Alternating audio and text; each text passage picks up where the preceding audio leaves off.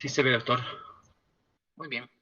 Ustedes saben que el trabajo de parto es muy importante eh, reconocerlo como tal, definir el concepto del trabajo de parto y también los objetivos. El objetivo general es disminuir el riesgo de enfermedad y muerte, vale decir, de la mujer. Esto como tal del producto del embarazo y optimizar el pronóstico de los mismos a través de una oportuna y adecuada atención intrahospitalaria. ¿A qué se refiere esto, doctor? Se refiere de que si nosotros identificamos adecuadamente un trabajo de parto, dentro de ello, en la fase o el periodo que se encuentre, vamos a tomar la actitud adecuada para el manejo del trabajo de parto. Si es un inicio de trabajo de parto, pues sabemos de que vamos a tomar, en este caso, la decisión de monitoreo o en su defecto, si ya es un trabajo de parto como tal en periodo expulsivo, la atención del mismo. Los objetivos específicos son disminuir las tasas de morbimortalidad maternas y perinatales, disminuir la frecuencia de encefalopatía hipóxica perinatal y sus secuelas. ¿A qué se refiere? Cuando nosotros durante un trabajo de parto exponemos innecesariamente a un expulsivo prolongado, vale decir que la cabeza fetal esté mucho tiempo o el tiempo más que necesario en el canal de parto. Reducir y controlar las complicaciones del proceso de parto y prevenir la hemorragia postparto. Esto a través de que el trabajo de parto tiene sus tiempos, ¿sí?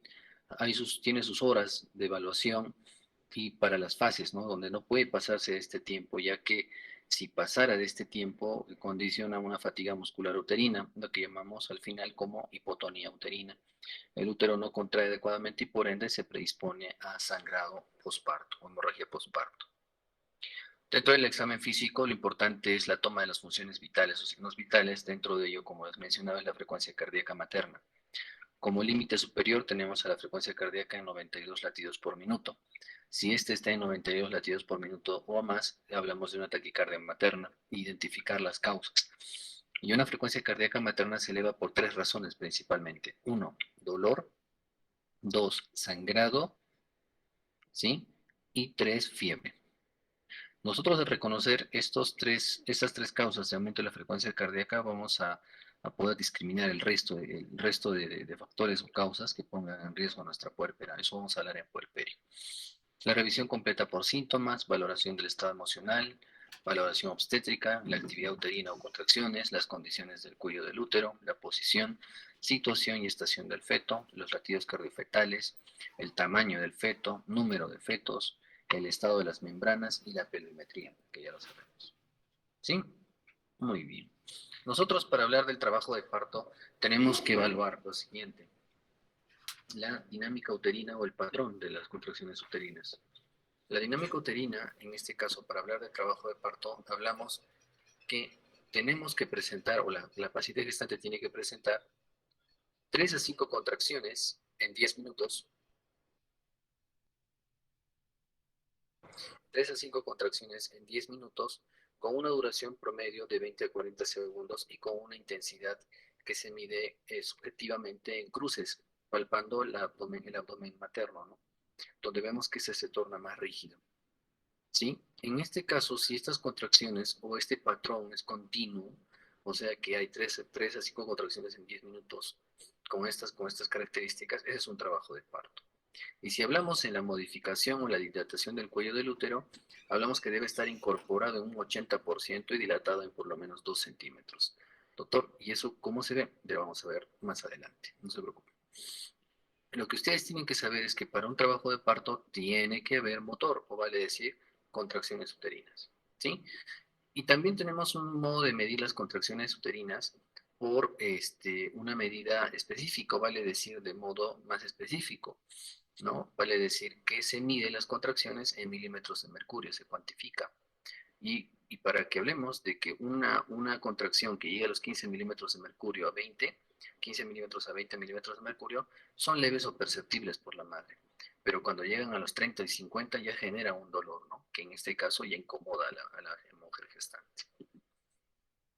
Para identificar, dentro del trabajo de parto hacemos estudios paraclínicos, vale decir, descartar riesgo de infecciones. Una prueba de ellas es típica, la prueba del BDRL, ¿no? Una prueba treponémica para el sífilis. Identificación de los factores de riesgo que son los biológicos y psicosociales. Vale decir, patologías y otros son los factores psicosociales, si es una paciente psicológicamente estable o no, porque esto va a depender de cómo te va a apoyar la paciente durante el trabajo de parto. En este caso, los biológicos podemos ver que si tenemos una paciente más de 35 años de edad ya es un problema porque es una adulta mayor, ¿sí? Si es una primigesta de menor de 16 años, igualmente es un problema, ¿sí? Porque en estos dos extremos el trabajo de parto se va a considerar como de riesgo, es una paciente que no está preparada psicológicamente. En gran multíparas, sí, porque estos trabajos de parto a veces pues se adelantan, no cumplen todo el tiempo, los tiempos de los que vamos a hablar durante el trabajo de parto. Puede ser que haga trabajos de parto precipitado. ¿Qué significa eso, doctor? Que el trabajo de parto no vaya a durar las 6 u 8 horas, sino todo ese proceso lo puede hacer hasta menos de una hora, ¿sí? Y el antecedente también de cirugías uterinas, ¿ya? O sea, doctor, si una paciente, escuchen bien esta parte, una paciente tiene un parto anterior y fue por cesárea, en este caso, ¿tendría chance de dar un parto vaginal por cesárea, ¿no? O por parto vaginal por antecedente quirúrgico? Sí, siempre y cuando pasen los 18 meses de periodo intergenésico, o sea, el año y medio, ¿sí? El año y medio. Pero si tiene, antes de los 18 meses de cumplido, vale decir, o de este tiempo, tiene un hijo, se embaraza, hay un alto riesgo de ruptura uterina. Por eso es que este parto no puede terminar en vía vaginal, sino en cesárea. No se preocupen, solo para que conozcan, no lo vamos a tocar. ¿Sí? Muy bien. Vamos a hablar en sí del parto. Es el proceso o el transcurso en el cual el feto, la placenta y las membranas fetales se expulsan del tracto reproductivo materno. O sea, todo este contenido, feto y anexos, se expulsan a través del canal de parto, ¿no es cierto? Ese es un trabajo de parto, así se define. Las hormonas, vale decir, las hormonas hipotalámicas, segregan a la hormona liberadoras de corticotropina, que induce a la secreción del cortisol. Y este cortisol induce a la secreción de estrógenos o síntesis de estrógenos, ¿no es cierto? Y también esto dado por la glándula suprarrenal, ¿no es cierto? Que en este caso también es por el feto.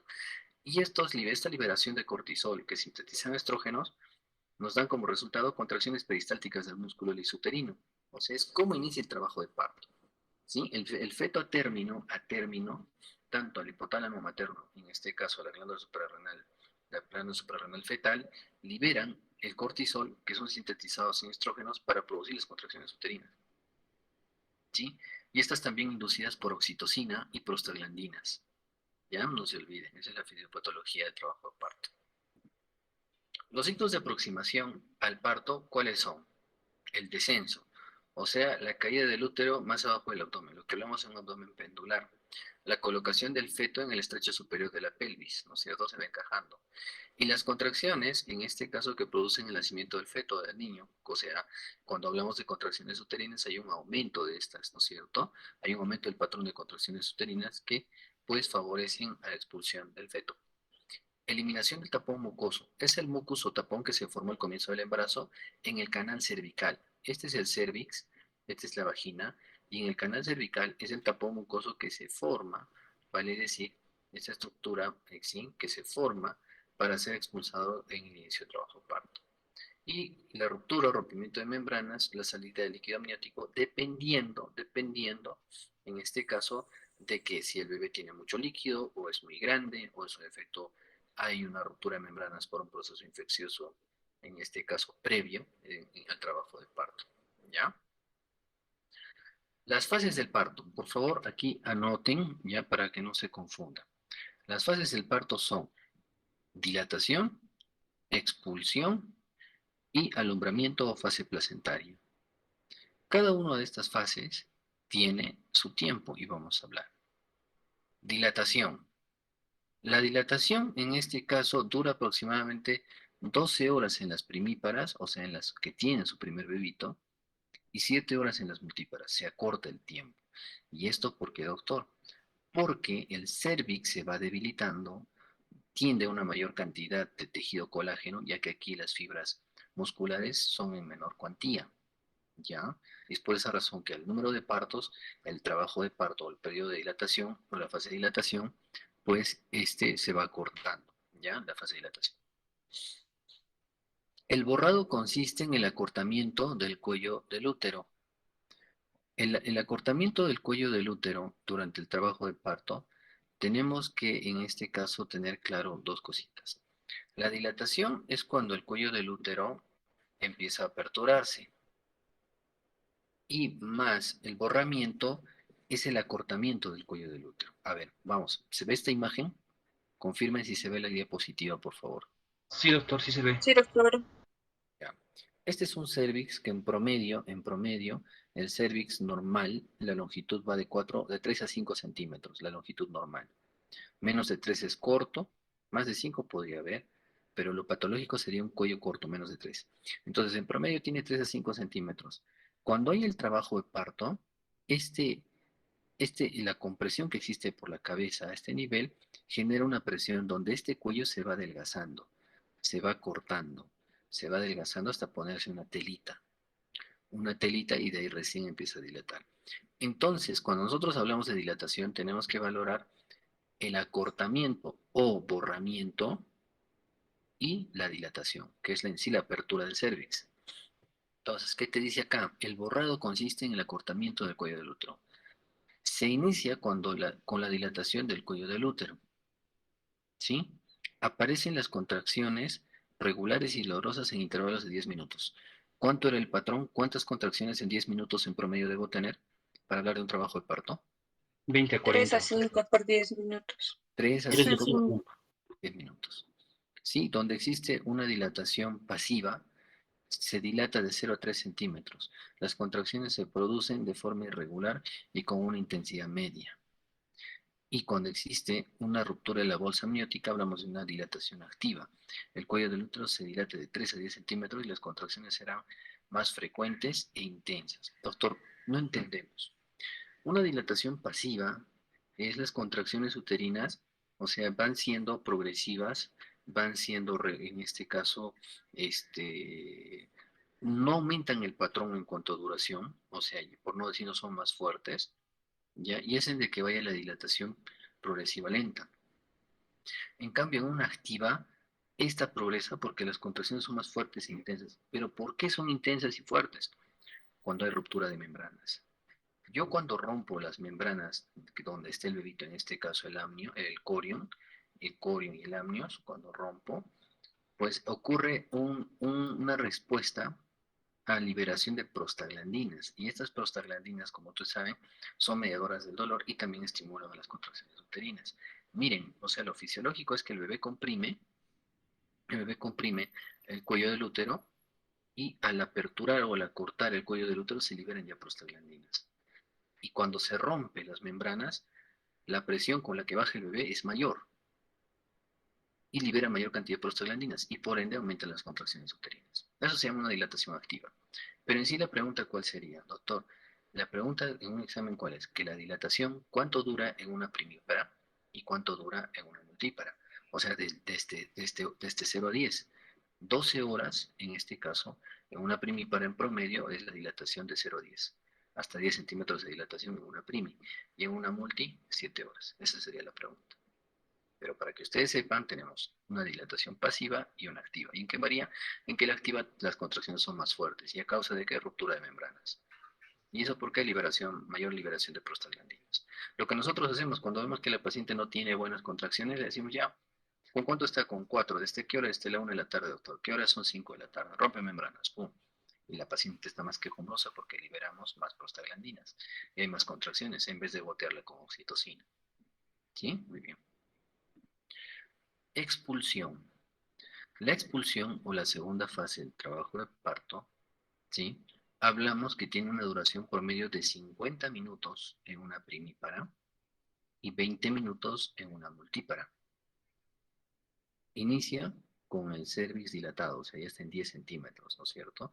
Ya está en 10 centímetros para que pueda salir bebé. Y finaliza con la salida del recién nacido, o sea, el neonato. Repito, inicia el expulsivo cuando ya está completa. Por eso dicen, ¿no? ¿Cuánto está la señora quiere pujar? Hacemos un tacto. ¿Con cuánto está? Con 10. Ah, ya está en expulsivo, porque ya completó la dilatación. ¿Me entienden? Ah, ya está en expulsivo, pásenla. Y el expulsivo o la fase expulsiva, en este caso, termina, ¿cuándo les dije? ¿Cuándo les dije Salida del recién nacido. la salida del recién nacido neonato? El feto desciende a través del canal, en este caso el cuello uterino, a través del cuello uterino a la vagina para ser expulsado. ¿Sí? Ese es en el expulsivo. ¿Ya? Y posteriormente hablamos del alumbramiento, expulsión o alumbramiento, que inicia cuando nace el niño y finaliza con la expulsión de la placenta y membranas fetales, expulsión de restos del endometrio, y en este caso tiene una duración de 15 minutos aproximadamente en el 90% de los embarazos. Doctor, ¿ese es el tiempo fisiológico? Sí, sí, es el tiempo fisiológico. Ahora vamos a hablar de cuándo es patológico, pero para esto tengo que ponerles claro. En la literatura van a encontrar las fases del parto como dilatación, expulsivo y alumbramiento. ¿Sí? Van a encontrar en textos. Pero FIGO, nosotros como FIGO lo catalogamos como periodos del trabajo de parto. ¿Sí? Porque van a encontrar unos textos, se van a romper la cabeza. ¿Y por qué acá sí y acá no? Entonces, FIGO habla de los periodos, en este caso, del trabajo de parto. Dentro del primer periodo está la dilatación y el borramiento, lo que hablábamos hace un rato. La dilatación es en sí la apertura del canal cervical y el borramiento es el acortamiento del cérvix. Sabemos que el cérvix es blando, es una banda fibromuscular en forma de cilindro, como pueden ver, que comunica la vagina con el útero. Y mide de cuánto les dije, desde 3 a 5 centímetros, promedio, 3 a 5, ¿ya? 3 a 5, hasta 5 pueden encontrar. ¿Ya? Esa es la medida. Y el trabajo de parto inicia cuando el cuello está dilatado en 80 centímetros, incorporado en 80 centímetros, que está delgadito, ¿ya? O delgadito, y con una dilatación mayor a 1 centímetro, o sea, con 2. Williams habla con 2 centímetros para iniciar el trabajo de parto, para no complicarnos la vida. Y, y en este caso, cuando hablamos de que un cuello o un cervix está incorporado al 100%, simplemente tú haces tacto, ya no tocas los bordes, está abierto. Es una incorporación al 100%. Como decía el grafiquito adelante, ¿no? ¿Ya? Como decía el grafiquito. En una primigrávida, en una multi, ¿cómo va? Ahora, aquí es algo importante para hablar. Cuando te dicen, y en un periodo de dilatación, ya, un periodo de dilatación, ¿cuál es la diferencia entre una primigesta y una multigesta? Una primi es la que tiene su primer bebé y una multi, pues que ya tiene más, de su segundo más hijos. Lo fisiológico es que en la primigrávida, a medida que baje la cabeza fetal, como pueden ver en el gráfico, hay tal compresión sobre el cervix que primero empieza a adelgazarse y posteriormente empieza a dilatar, o sea, apertura del cuello. Eso es lo normal en una primigesta. En una multi, si te hacen la pregunta, la dilatación, en este caso la dilatación, en el primer periodo de trabajo de parto, que es la dilatación, en este caso, la incorporación o borramiento precede a la dilatación o la dilatación precede a la incorporación o borramiento. Así te viene el examen. ¿Qué te quiere decir? Que una primi primero borra o dilata, o perdón, borra o incorpora y después dilata. Borrar o incorporar es lo mismo, es adelgazar el cuello. Y dilatar es la apertura. Entonces, la pregunta es, en una primípara, lo fisiológico es primero borrar y dilatar o primero dilatar y borrar. Pregunto. Primero borrar y luego dilatar. Muy bien. Y la multi, Es en simultáneo. simultáneo. O sea, ella a veces ni llega a borrar el todo y está dilatando. Tengan claro, porque a veces cuando van a evaluar un trabajo de parto, si este cuello está grueso, oye, cuidado, pero esta señora tiene su cuarto o quinto hijo, no te confíes. No, está grueso el cuello, falta que incorpore, se va a almorzar, vuelve y ya nació el bebé. O sea, mucho cuidado con eso. ¿Ya? Muy bien, hasta ahí está claro. Dentro de las fases del trabajo de parto, dentro de las fases de la dilatación, tenemos dos. Ya vamos a ir claros para no confundirlos, porque eso es importante, lo que acabo del inicio de hablar. Las fases también son conocidas como dilatación, expulsión y alumbramiento. Pero cuando hablamos con Williams, tenemos los periodos.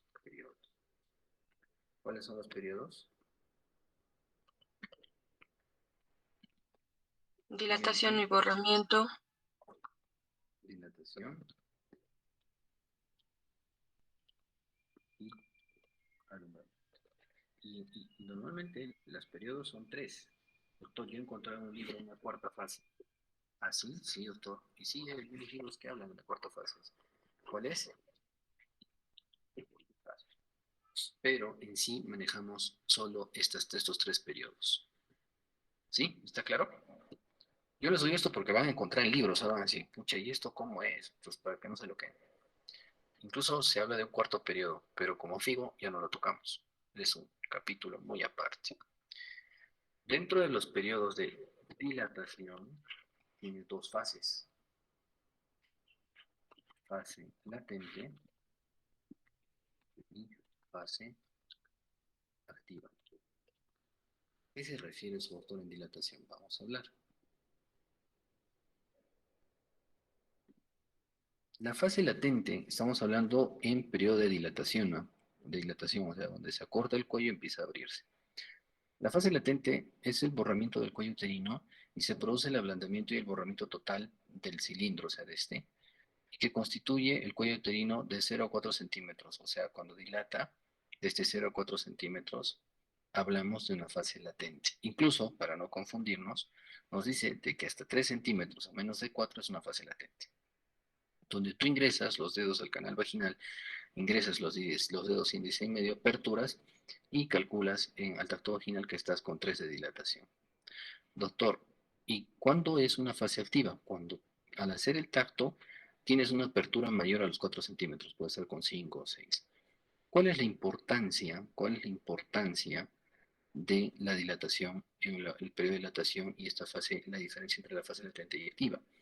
Que entre una fase latente y una activa, en la fase latente tiene un tiempo de espera, anótense bien, un tiempo de espera de 20 horas, ¿sí?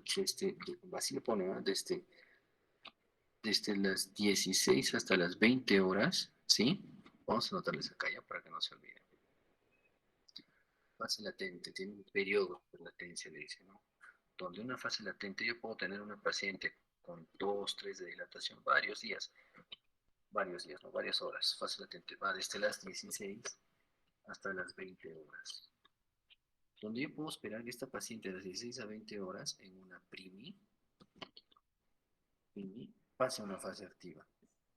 Y en una multi va de 12 a 14 horas. Repito, la fase latente, o sea, donde inició el trabajo de parto, ¿no es cierto? Donde inició el trabajo de parto. ¿Cuánto debo esperar yo que esta paciente esté en fase latente? Hasta 20 horas en una primi y hasta 14 horas en una multi.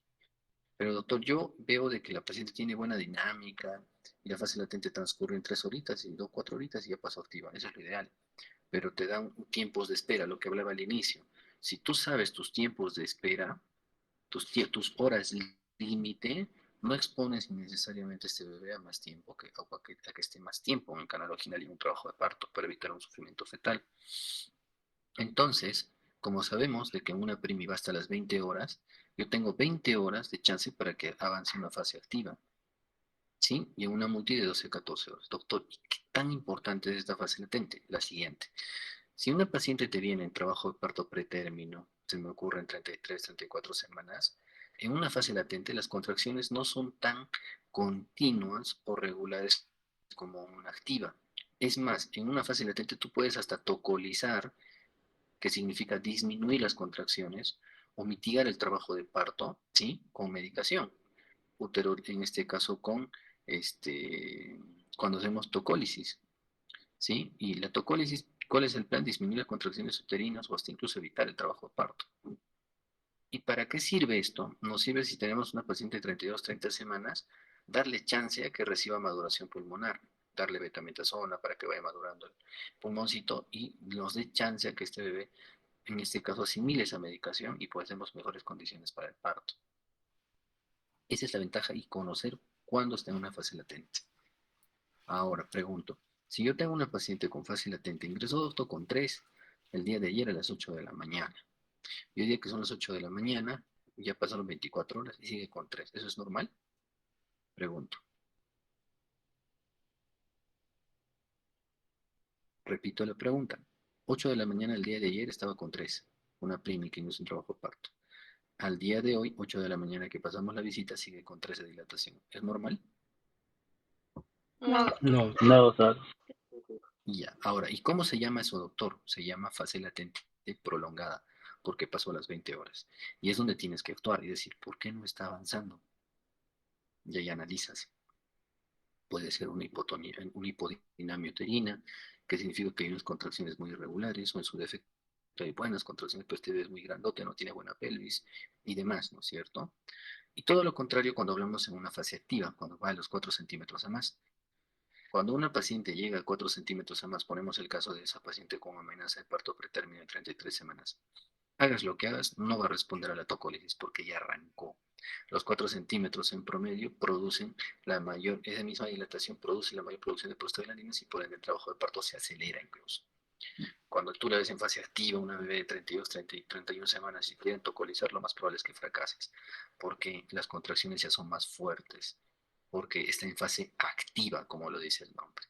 ¿Sí? Esa es la diferencia. Muy bien, seguimos. Entonces, cuando hablamos del útero, del cuello del útero, canal vaginal, ¿sí? Hablamos de la incorporación del cuello del útero, doctor. Acá el cuello está incorporado en 0% al tacto, porque el cuello está largo, entonces un tacto puedes poner los dedos hacia el fondo del saco y lo ves grueso. En un 50% es cuando tú ingresas al fondo del saco o llegas a ingresar el dedo a través del canal cervical y palpas con un grosor promedio de 1 a 2 centímetros. ¿No es cierto? Donde está gruesito y dices, ah, no, está incorporado al 50%. Y un 100% es cuando tú ingresas, haces tacto y ya no logras tocar el espesor del cuello del útero. O en su defecto, logras tocar como una lengüeta delgada y es un 80%. No se preocupen, eso vamos en la práctica. Van a hacer tactos para que no se olviden. Eso es importante. ¿Ya? A eso se refiere la incorporación que se mide en porcentajes. Desde el 0%, 50%, o sea, el acortamiento de este cuello. Y más la dilatación es la apertura. ¿Ya? Y la fase activa, como les decía, que es el anillo cervical, comienza la dilatación y las contracciones que van abriendo poco a poco el diámetro, ¿no es cierto? Hasta los 10 centímetros, ¿ya? Son contracciones regulares, donde vemos en promedio un cuello no dilatado, un cuello parcialmente dilatado, parcialmente borrado, gruesito, y un cuello completamente, en este caso, dilatado y completamente borrado. Y ahí fácilmente ingresas hasta los 4 centímetros, 5 centímetros, ya puedes palpar partes fetales, que es la cabeza del bebé. ¿Y cuál es la diferencia entre una fase latente y una activa? ¿Cuál de ellas puedes tocolizar? la fase latente. Latente, todavía podría responder a la tocólisis, más la activa ya no, hagas lo que hagas, ese bebé se va a salir. Muy bien. La fase de transición que culmina con la apertura del cuello del útero o la dilatación es donde hay contracciones más fuertes, ¿no? Para no complicarles, pero tienen que conocer fase latente y activa. Latente menos de 4, activa de 4 hasta 10. Pero existe una de transición donde dice que las contracciones son más fuertes y prolongadas, ya es donde va a expulsar al bebito. Ya, pero no los quiero confundir. Solamente latente y activa. Punto. Punto. Nada más. Donde dice la de transición, básicamente lo que dice la literatura es donde cuando ya está aperturado al 10%, las contracciones tienden a ser más fuertes todavía. Y es lógico, porque necesitamos que este bebé salga por el canal de parto. Necesitamos ese motor para que el bebé haga el mecanismo de trabajo de parto. ¿Cierto? ¿Y qué es el bebito para ingresar al canal de parto? ¿Se acuerdan? ¿Qué es lo primero cuando decimos mecanismo de trabajo de parto? ¿Qué es lo primero que hace el bebito? A ver si se acuerda. orientación, doctor, señorita. Orientación. Muy bien. ¿Qué más? Luego se flexiona Se flexiona, claro, para ofrecer el menor diámetro. ¿Cuál es el menor diámetro? el parietal. Suboccipito. Suboccipito mentoniano. Mm, No, suboccipito pragmático. Pragmático. Muy bien. Por eso dicen, pues ese bebé está de vértex, bregma. Está de vértex, pero está dando el diámetro suboccipito bregmático. Muy bien, porque es el menor diámetro. Hagan de cuánto se pega en la cabeza, el pecho, o el mentón al pecho, y están ofreciendo el bregma, que es el menor diámetro. ¿No es cierto? Eso hemos hecho en un mecanismo. Muy bien. Y el segundo periodo que es el expulsivo. Hasta aquí todo claro. Por favor, si hay dudas, yo lo repito con gusto, porque eso sí tienen que aprender bien. Esto sí va a entrar a examen. Todo lo que les estoy explicando.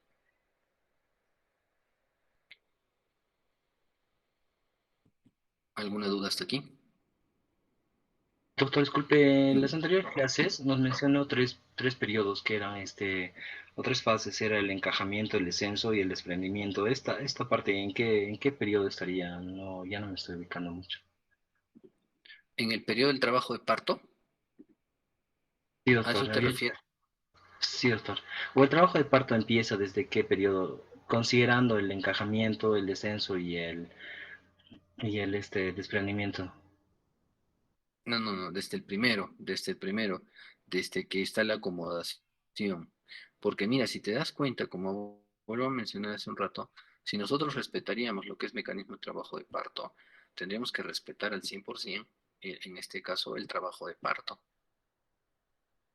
Por eso te decía, hay veces cuando las contracciones son tan regulares y dependiendo si es una primigesta o una multigesta, a veces tenemos partos precipitados, donde todo esto, o sea, ni siquiera es todo el mecanismo de trabajo de parto, no cumple en promedio todas las horas del parto, que son las 15 horas, las 15 horas de todo el trabajo de parto en promedio, sino todo esto pasa hasta en una hora o menos de una hora, que es un trabajo de parto precipitado. Pero para que existan las contracciones uterinas y se desencadene el trabajo de parto, ¿qué tenemos que tener primero? Compresión a nivel del cervix, ya sea por potito o cabeza, que se da en este caso cuando el bebé se va acomodando. Ese es un requisito, porque si no hay compresión a este nivel, no hay contracciones. Si no hay apertura del cervix con las contracciones uterinas, no hay liberación de prostaglandinas. No hay prostaglandinas, no hay más contracciones. Así es.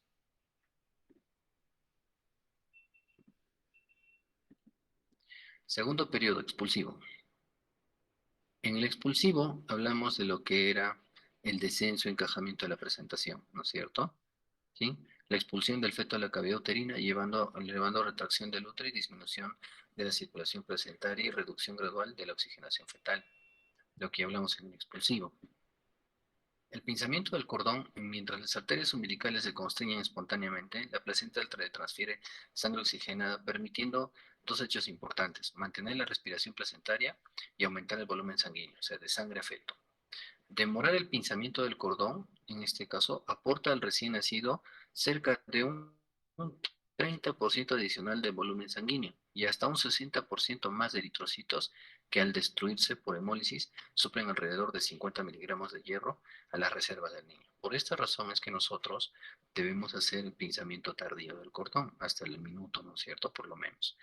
¿Y eso para qué? En respuesta a lo que acabo de mencionar. Damos en este caso la sangre que ha quedado todavía en placenta para que vaya hacia feto. Lo habitual es que en este caso la interrupción de la palpitación de las arterias umbilicales o el desprendimiento de las arterias, las arterias espirales, cuando ya se van cerrando y hacen de que la placenta se desprenda, ¿sí? Hacen este proceso fisiológico que el contenido del útero, en este caso, pase hacia el feto. Y cuando lo habitual es cuando haya, en este caso, un pinzamiento tardío, podemos esperar del minuto hasta los 2 minutos después del parto. Cuando hacemos un corte, una ligadura y un corte inmediato del cordón umbilical, en este caso, en los casos de DPP o abruptio placentae, que es desprendimiento prematuro de placentas, de placenta porque en este caso el tiempo que pasó de desprendimiento no nos da chance a que todavía demos 1 minuto o 2 al bebé para ligar y cortar, porque este bebé no tiene oxígeno. Y también en este caso cuando hay infecciones por VIH, ¿no? Por eso te dicen que el pensamiento debe ser inmediato. Y precoz en recién nacidos de madres toxémicas, diabéticas, para reducir el riesgo de poliglobulia o casos de inmunización, donde dice que el pensamiento puede esperar, pero lo ideal es que sea precoz. Y diferidos, en este caso, en el prolapso de cordón, si es que el nacimiento sale antes del cordón, esperar. O en el caso de ruptura de membranas o pato en presentación de pelvis. ¿Ya? Muy bien. Lo que a mí me importa que aprendan acá es lo siguiente.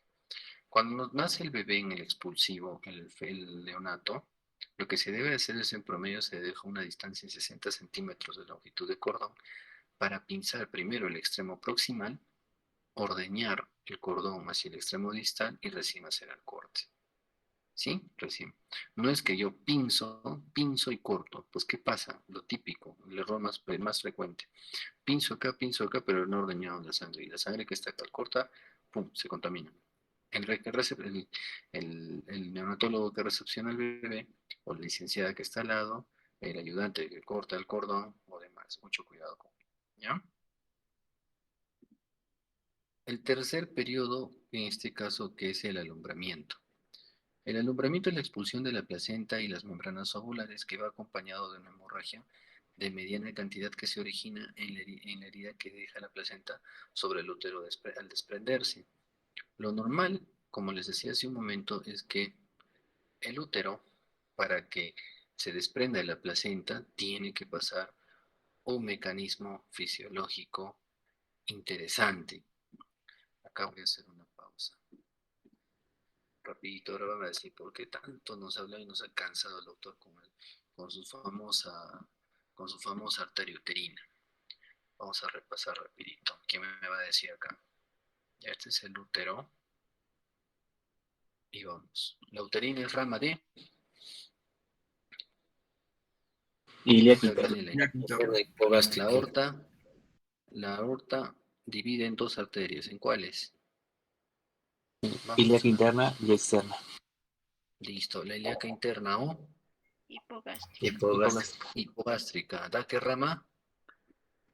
La La arteria uterina. uterina. La uterina da ramas cervicales hacia el cuellito. Y de ahí la uterina se va hacia el útero. ¿Con qué ramas? Arqueadas. Muy bien, las arqueadas o arcuatas. De ahí esa arcuata se va metiendo al útero. ¿Con qué ramas? Radiales. Muy bien. Radiales, porque son como las... ¿Han visto las llantas del... ¿Cómo se llama? De las bicicletas. Los radios. Radios les dicen, ¿no? Le dicen llantas radiales por los fierros, así, ya, radiales. ¿Y después quién viene? Las espirales. Muy bien, las espirales. Chévere. Entonces, estas espirales se unen a la placenta, hemos hablado. ¿Se acuerdan que el trofoblasto, el sincitio trofoblasto va viajando hasta ponerse en íntimo contacto, ¿no es cierto? Ya. Cuando el útero contrae y relaja, contrae y relaja, ya salió el bebé, se produjo el expulsivo, el útero contrae más todavía. Y al contraerse, acá me va a ir algo muy importante que tengo que mencionar. ¿Por qué hay dolor en las contracciones? ¿Quién me puede decir?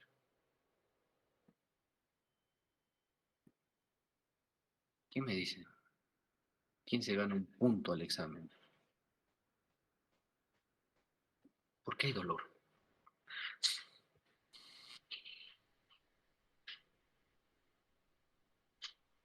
Puede ser, doctor, porque al haber contracciones hay la isquemia porque genera un dolor. Muy bien, Gonzalo, me haces acordar. Muy bien. Cuando el útero contrae, estos vasos se cierran. Y al cerrarse, ¿qué cosa no llega? Estoy hablando del útero en sí. ¿Qué cosa no llega? Sangre. Y si no llega sangre, ¿cómo se manifestaba en un tejido? ¿Cómo se llama eso cuando no llega sangre a un tejido? Isquemia. ¿Qué produce la isquemia? Dolor. Doctor, Un ¿por punto qué de examen. miente? No, no me creen, ya agarren ahorita un hilo y amarres el dedo. Ahorita, amarres el dedo, que está que se ponga morado. ¿Y qué va a pasar? Va a doler. ¿Y qué va a exigirte de que te quites ese hilo o esa fita que te has amarrado el dedo? Porque el dedo está morado, isquémico. Igualmente acá. Listo, ese es el dolor del parto. Listo, el dolor del trabajo de parto. Ahora, en sí, cuando hay contracción constante o sostenida para expulsar a la placenta, estos vasos, los espirales, se empiezan a romper, hacen una disrupción. ¿Se acuerdan que estos vasos pierden su capa muscular? ¿Sí? Se rompen para que tras de esta placenta que está insertada empiece a sangrar. ¿Y qué se forma? El hematoma retroplacentario.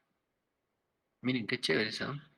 Se empieza a sangrar y dice, como no tiene salida acá ni acá, forma un hematoma y desprende, poco a poco va desprendiendo la placenta. Ese es el alumbramiento. Entonces, ¿qué te dice? Que cuando hay signos de desprendimiento y contracción en el fondo del útero, formación de globos de movilidad y expulsión súbita de sangre, donde hay descenso de la pinza con la que estás pinzando el cordón umbilical y hay una reparición de contracciones dolorosas para expulsar a la placenta. Y vamos a hablar de los signos. Esto sí va a entrar al examen. Atentos. Tenemos signos de descenso de desprendimiento placentario. Al llegar la placenta al segmento inferior, doctor, ¿dónde es el segmento inferior? Es aquí.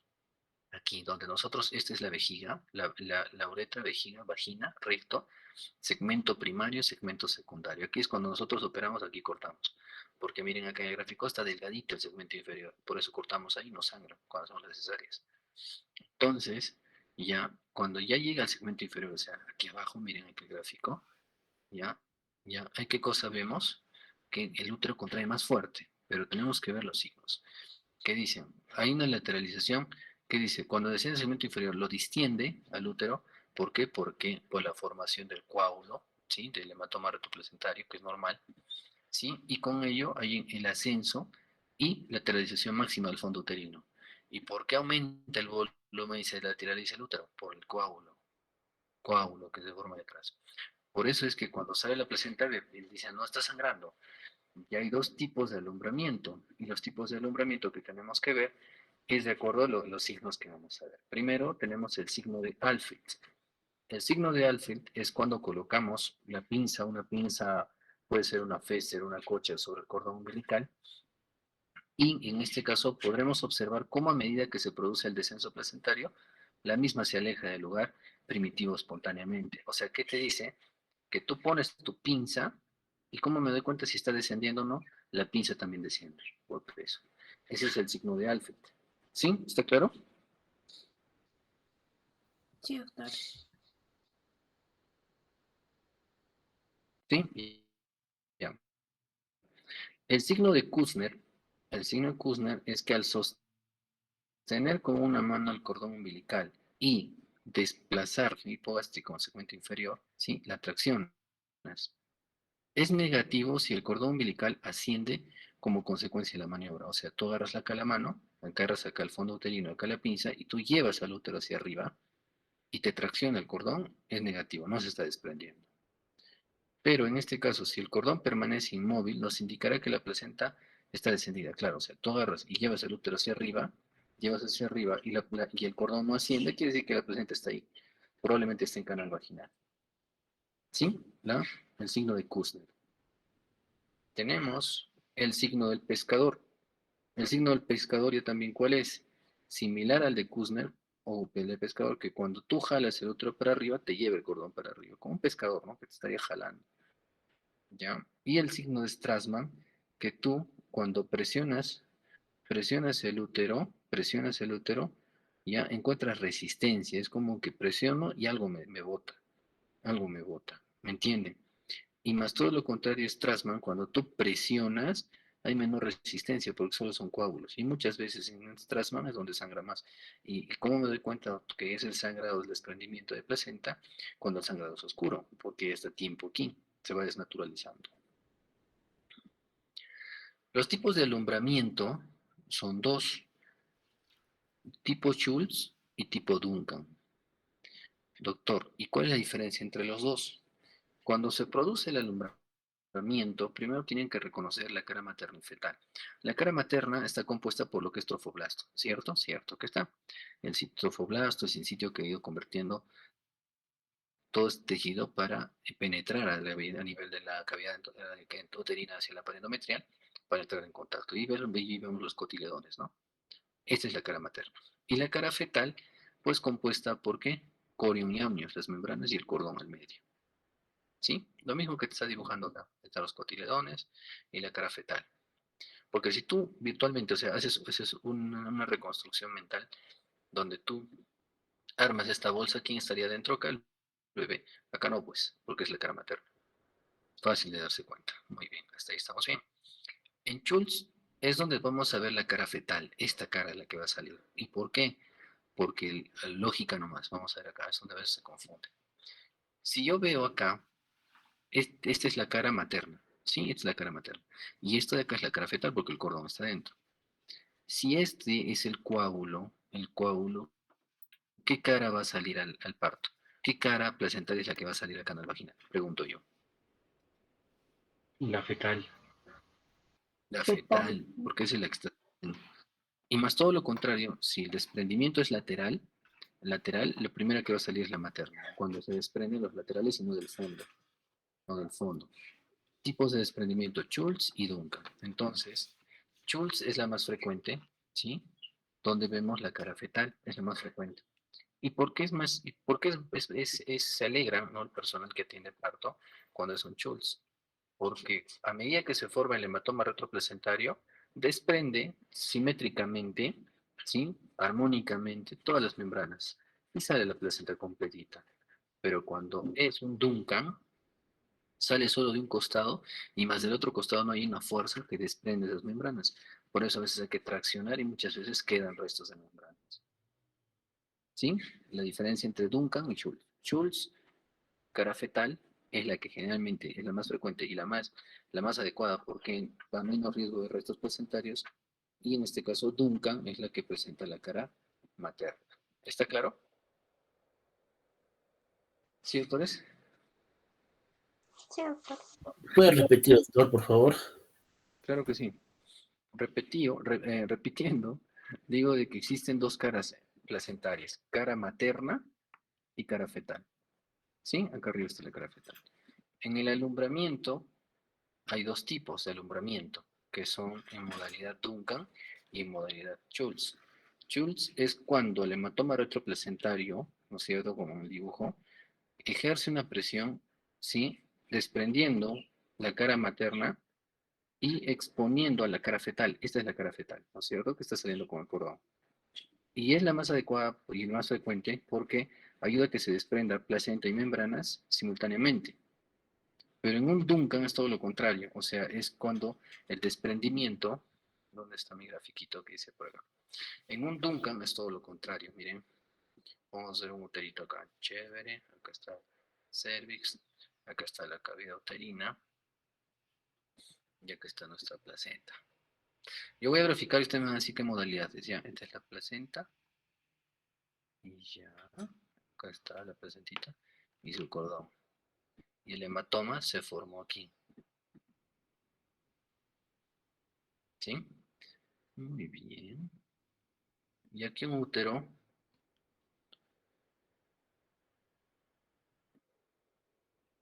aquí un útero, donde aquí está la placenta, su cordón y el hematoma se formó solo aquí. ¿Qué modalidad sería este? Duncan, doctor. Duncan, doctor. Vuelvo a preguntar. ¿Cuál es la diferencia entre Duncan y Schultz? Vamos a leer. Típico, a todos se confunden ahí, así es que no se preocupen, por eso estoy tomando mi pausa. Vamos a leer ya. Dice que Schultz es el desprendimiento ocurre en el centro de la unión de útero y placenta. A ver, vamos a nuestro gráfico. Útero y placenta, acá está el coágulo. Ese es Schultz. ¿Y qué nos da? La cara fetal. La cara fetal. Y pregunto yo, si este es el cordón, ¿no es cierto? Y esta es la placenta, lo que va a desprender es el fondo uterino y lo que nos va a dar es la cara fetal. Esto es lo que va a salir primero. Esto es la cara fetal. Y si quieren lo voy a graficar así y desde acá el cordón, ya para no confundirlos. ¿Sí? Es lo que nos va a dar, o sea, lo que va a salir es la cara fetal. Y acá el desprendimiento está siendo lateral. Si todo es la placenta, o acá, digamos, le pongo el desprendimiento es lateral. O sea, solo va a bajar un lado, va a desprender y el otro no. Y es donde a veces tenemos que traccionar. ¿Se entiende esa parte? Sí, ¿Se doctor. entiende o no se entiende? Quiero que Sí, doctor, mejor. ¿ya? Gracias. Entonces, la cara materna es cuando la placenta se desgarra inicialmente de los lados de la unión interplacentaria. Entonces, solo sacamos de un lado se desprende, de un ladito se está desprendiendo y del otro vamos a tener que jalar. Entonces, ahí hay riesgo, ¿cuál es? De que queden restos de membranas. Por eso van a escuchar, ¿no? El personal que tiene parto, es un Duncan, dice. ¿Por qué? Porque hay riesgo de que queden restos de membrana, ¿no es cierto? Alumbramiento incompleto. Sí, muy bien. Para conocimiento, y nada más que conocimiento, porque es otro tema, hablamos algo chiquitito de acretismo placentario. Este es un útero. La placenta se puede insertar en cualquier parte.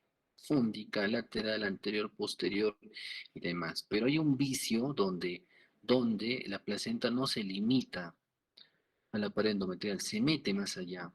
Y eso se llama acretismo placentario. y es donde el trofoblasto, así en sitio, migra más allá o incluso penetra la pared uterina. Ese es secretismo placentario. ¿De dónde me doy cuenta? Simple y llanamente la placenta no sale. Jalas y todo y no sale. Y es un problema, porque si tú sigues jalando, puede ser que el útero se invierta, se salga para afuera, o sea, el fondo se sale a través del canal vaginal. Y sangran terriblemente, y son emergencias obstétricas. Solamente para conocimiento, porque es otro tema cuando hablemos de hemorragias y demás. ¿Ya? Muy bien. Secretismo placentario. Vamos a hablar, es un tema muy bonito, pero no los quiero todavía saturar. La placenta normalmente solo penetra el adhesivo de manera superficial, como les había dicho, donde están los vasos espirales, en este caso a los sinusoides, donde entran los vasos placentarios, y en estos sinusoides es donde hay el cambio, ¿no? Entra harta sangre al sinusoide y los vasos placentarios hay un contacto íntimo donde recogen lo que necesitan y devuelven lo que no, para que vuelvan nuevamente los espirales para la madre. Eso es lo normal.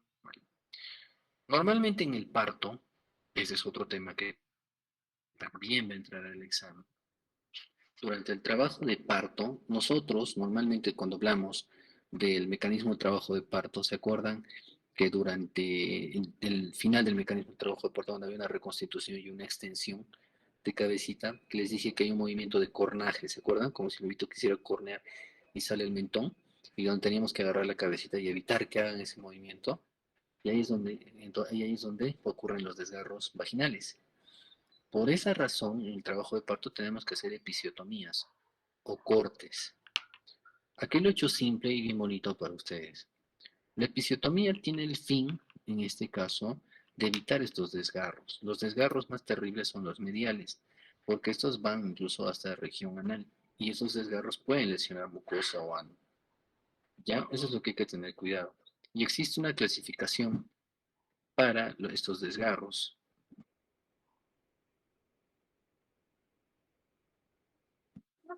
Entonces, cuando nosotros hablamos de los desgarros perineales, es donde nosotros vimos por la experiencia, no nosotros, o sea, nuestros maestros, la FIGO, nuestros antiguos ginecólogos, se hizo un consenso donde sí teníamos que hacer un corte que se llama episiotomía. Y la episiorrafia es la sutura. Repito, episiotomía es el corte y la episiorrafia es el reparo. ¿Cuál es el fin, doctor? Evitar que estos desgarros se vayan hasta a nivel perianal o anal incluso, o recto. Entonces existen dos tipos de incisiones, la mediana o la media y la mediolateral, que ven acá. ¿Cuál es la diferencia de los dos? Esta de acá, no duele, sangra menos, pero es peligrosa, porque si no proteges y se corre el recto, la complicación porque se va hasta recto, se abre el recto. Y reparar es más difícil. Y si reparas, hay riesgo de fístulas rectovaginales, o sea, complicaciones más serias. Todo lo contrario en una lateral, media lateral derecha. Duele, sangra más, pero la complicación es menor. Repito, sangra menos, duele menos, pero más complicaciones. Sangra más, duele más, pero menos complicaciones. ¿Está claro? Sí, doctor. Sí, doctor. Muy bien. Objetivos. Abreviar el expulsivo. Abreviar el expulsivo cuando te dice es que y sale la cabeza, protege, pum, y nada te desgarra el perineo. Disminuir movilidad fetal. A veces el periné es tan rígido, estos músculos que te les voy a decir qué músculos seccionamos, que no permite que se produzca el expulsivo, el coronamiento, y exponemos al feto a periodos expulsivos prolongados o cuadros de isquemia, ¿no es cierto? Que saben que daña el cerebrito fetal. Entonces, evitar la distensión de los tejidos del desgarro perianal, lo que les decía, ¿no? Que te desgarramos a tal punto que nos trae serios problemas. Y prevenir el prolapso genital, porque hay tanta presión ahí que la mujer puja, sigue debilitando los músculos que sostienen vejiga, incluso útero, y pues predispone a prolapsos. Tenemos las incisiones media, medio lateral derecha, ¿sí? Medio lateral izquierdo derecha, ¿sí? Incluso podemos hacer episodios más grandes o ampliadas. Todo dependiendo del feto cuán grande es, pero les dije, la mejor es la medio lateral, ¿sí? Porque hay escuelas que defienden la mediana, pero hay que entrenarse porque los desgarros son terribles, ¿ya? Muy bien. ¿Y qué músculos seccionamos, doctor? La pregunta del millón, no solo conmigo, para en este caso para el preresidentado y todo. Los músculos que se seccionan son transverso superficial, el transverso superficial porque acá vamos, ¿sí? Y en este caso, el bulbo cavernoso. A veces ya llega a tocar, pero generalmente el músculo que se secciona es el transverso superficial perineal. Transverso superficial perineal. Ese es el que se secciona. El bulbo cavernoso, repito, no es constante porque no siempre nuestra disposición muscular es igual. Puede estar más pegado. Entonces, generalmente es solo el transverso o también hasta el bulbo cavernoso. ¿Sí? Entonces, si te pregunto, ¿qué músculo se secciona en una episiotomía? No te compliques la vida. Transverso superficial y bulbo cavernoso. ¿Sí? Esos son los músculos que se seccionan en las episiotomías. ¿Sí? ¿Está claro?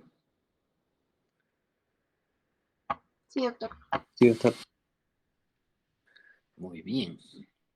Doctor, y cuando existen desgarros perineales en el trabajo de parto, cuando existen desgarros, ¿qué es lo que pasa? Como les dije, hay tipos de desgarros y complicaciones. Los desgarros más frecuentes son el de primer grado cuando solo hay daño de piel. O sea, yo, doctor, hice mi epicio chévere, pero el era tan grande que se corrió un poco más de mi corte. Ya, pero solo piel, doctor, lo voy a reparar. Ese es un primer grado. Un segundo grado es cuando ya hay daños a músculos perineales, pero sin lesión del esfínter anal. O sea, hago mi corte y se me corrió pues hasta el transverso. Dice solo piel, pero se corrió hasta el transverso. Lo tocas y realmente ves músculo. Ese es un segundo grado. Tercer grado, hay daño a músculos perineales con lesión al esfínter anal. Al esfínter anal. O sea que llegó hasta acá. Hasta acá llegó. Se corrió. Y hay una subclasificación. Menos del 50% al esfínter anal externo. Por acá nomás. Menos del 50%. Más del 50% al esfínter anal externo. O sea, se tomó casi todo esto músculo. Y un 13, lesión del esfínter anal interno. O sea, te llevaste hasta acá. Y un cuarto grado, que es todos los anteriores, y desgarro de la mucosa rectal. O sea, se corrió hasta acá abajo. Se abrió todo esto. Ya, pero entonces desgarro le repararemos. Cierto, se puede reparar. Pero el detalle es, como les digo, como es una zona ya contaminada, afrontar este tejido y demás trae muchas complicaciones. Hay fístulas donde hay zonas que no llegan a cicatrizar y se comunican con vagina. Típico, doctor, cuando defeco, siento y veo, no solo siento, veo que ahí salen heces por la vagina, hasta huele a heces. Son pacientes que son tu cruz toda la vida, por buenos años, porque hasta que repares y todo lo demás, hacer fistulotomías, es bien molestoso, bien molestoso. Por esa misma razón se cuida de esos pacientes. Las complicaciones en el parto, vale decir, son, o en las epicios, como pueden ver acá, si no reparas adecuadamente, hematomas, hemorragias, desgarro perineal, dehiscencias, incluso si no hay un buen reparo, sin un buen afrontamiento, se abren los hilos, se infectan, incluso fascitis necrotizante si es que no hay una buena asepsia, antisepsia, o las fístulas que les he dicho. ¿Qué es una fístula? Fístula se define como comunicación de una cavidad como una cavidad ajena. Digamos, me pongo un piercing, digamos, en el labio, y por alguna razón se contaminó, no cerró y me lo saqué, y quedó un hueco entre mi vestíbulo oral y hacia afuera, un hueco que no cierra por nada. Esa es una fístula. ¿Sí? Entonces, igualmente de ano, miren acá el guante, como está entrando a recto, a región anal y está comunicando con piso de vagina. Esas son las complicaciones que tenemos que evitar. Por eso a veces dicen, no, yo no quiero corte y lo demás del cuanto. Ya, perfecto, vamos a evaluar perine. Es un bebé pequeño, le podemos dar chance en el intraparto. Pero si es un bebé promedio y no tiene buena pelvis, no, tiene que hacerse su epicio. Ni se ha visto generalmente en las multis, en pacientes de campo que tienen 4, 5, 6 hijos, no se les hace el corte porque el perine ya está apto. Es como si una pelvis probada, que normal puede dar el parto vaginal. ¿Ya? Muy bien, dentro de lo que hablábamos del trabajo de parto, podríamos hablar que había una ruptura de la bolsa amniótica que puede generar mayores contracciones uterinas y por ende hay una mejora en la dilatación del cuello del útero y por ende la dilatación progresa más rápido, ¿no es cierto? ¿Cuándo en una fase latente, doctores? ¿De cuánto dilatación hablamos en una fase latente? De 0 a 4, doctor. De 0 a 4 a menos de 4, punto. ¿sí? De 0 a 3. Ya no se compliquen la vida. Porque si ustedes hablan de 0 a 4, estamos hablando de una fase activa. De 0 a 3, una fase latente. Y de 4 a más es una fase activa. ¿Sí? Muy bien. Aquí hablamos, ¿no?, de cómo se corta el cordón umbilical. Lo ideal es al minuto hasta los 2 minutos. ¿Sí? El expulsivo se da por la salida del feto, a la salida del feto, y está condicionada porque este motor, ¿no?, las contracciones uterinas. Y la expulsión de la placenta, o alumbramiento, ¿no es cierto? Que son, como hablamos del inicio, son las fases del trabajo de parto. Fase de dilatación, expulsivo y alumbramiento. Sí, periodos, perdón, periodos de dilatación, expulsión y alumbramiento. Periodos. Y las fases dentro de lo que es la dilatación tenemos la fase activa y la latente y activa. ¿Sí? ¿Sí? ¿Está bien, doctores? Sí, doctor. ¿Está claro? Muy bien, aquí era un repaso de lo que habíamos hablado, de lo que eran las relaciones fetopélvicas, que algo que quiero que estén, que no se olviden, son las estaciones fetales. Los planos de Lee y de Hodge. Lo que quiero que me digan ahorita para ver cómo están. Los planos de Hodge, ¿cuántos son? 4, doctor. 4, muy bien. ¿Cuál es el plano? ¿Cuál sería en este caso el tercer plano de Hodge? Suelo pélvico. ¿Cuál? Sería el más 3 o el suelo pélvico. ¿Cómo se ubica en un plano, en el tercer plano de Hodge? Hodge, estoy hablando. Espina Ya, punto. Esa es la respuesta, espinas ciáticas. Y si yo les hablo en un plano de Lee, ¿a qué nivel estaría el plano? Más El plano 3. cero. cero. 0. Ese es el plano de Lee. 0. O tercer plano de. Perdón. O tercer plano de Hodge. No se olviden. Ese es el 0. ¿Por qué no te van a decir en un examen? En el plano de Lee, -2, -3, o tal, un maluco de esos que te diga, ¿dónde está ubicado el plano de Lee -3? No. Plano de Lee es igual en plano de Hodge, ¿a qué plano? Tercer plano, que es 0. ¿Sí? Eso es importante, ¿eh? Ya cuando hacemos pelvimetría, nosotros, el examen físico, en este caso con la paciente, sí decimos que cuando está sobre el plano 0, vamos generalmente a un -1, -2. O sea, si vemos la cabecita palpando, está en -2. Cuando ya pasa el estrecho en 0, es trabajo de parto porque está abajo, miren, pues ya está en canal, ya, bebito.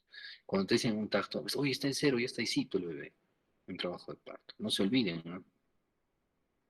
Muy bien, lo que hablábamos, ¿no? Plano de Lee y de Hodge. La aptitud, ¿cómo se definía, doctores? La relación entre las diferentes partes fetales, doctor. Muy bien, entre sí, ¿no es cierto? La situación, La Relación entre relación el eje materno y el eje fetal. muy bien. Presentación, La relación que existe entre el polo fetal y con el estrecho superior materno. excelente. Posición, La relación entre el dorso fetal con los flancos maternos. muy bien. Listo. Y esto es el examen de lo que es las variedades de presentación. Solo mirando esto, ya, sin hacer trampita, porque abajo está todo. Ya, van a ir en el examen, previo al examen, y van a leer, ahí les he puesto los cuadritos. Este sería, solo sin leer esto, ¿ah? A ver, si este es anterior y este es posterior, este sería, ¿qué lado? ¿Qué lado sería este? izquierdo. Izquierdo. Ahí está el Izquierdo. derecho. ¿El occipital hacia dónde está yendo? Hacia ¿Qué variedad sería? el izquierdo. Occipito ilíaco derecho. Izquierdo, doctor. Súbito izquierdo anterior. Muy bien, y así. Por eso les he puesto esas imágenes. Súbito En izquierdo. el examen, Súbito izquierdo voy a anterior, poner ¿no? solo en siglas. En siglas voy a poner así. O en su defecto, si me permite el examen, voy a poner una pelvis y con su cabecita así para que ustedes me den las respuestas. Ya les estoy avisando, ¿ah? Igualmente, en presentaciones de nalgas, no, en sacros no voy a hacer, no les voy a complicar la vida. Solamente en variedades de presentación. ¿Ya? Y esto ya vamos a hablar posteriormente de lo que es puerperio, Esa clase vamos a guardar. Y es importante, importante la bioseguridad. Para una atención de parto es un equipo básico de trabajo de parto, ¿sí? Sí, donde incluso la escuela argentina sigue usando los forceps, por si acaso. Ustedes han visto en todos los textos, contraindicado forceps, cierto. Pero van a ver, lean en la escuela argentina, todavía usan. Están entrenados, usan todavía forceps. Usan todavía. Entonces, lo básico es siempre tener todo el equipo estéril. Compresas estériles, los hilos de sutura y lo más importante para la recepción de recién nacido, compresas calientes, ¿no es cierto? O sea, en este caso, tías, para evitar que el bebé en este caso pierda temperatura, pues porque ellos pierden rapidito agua y temperatura, siempre para la atención de parto debidamente protegidos. Ahora que vamos a tener la oportunidad de hacer prácticas en nuestros simuladores, ahí van a ver qué bonito es todo esto, todo lo que vamos a hacer. ¿Ya? Muy bien. ¿Hasta aquí alguna pregunta?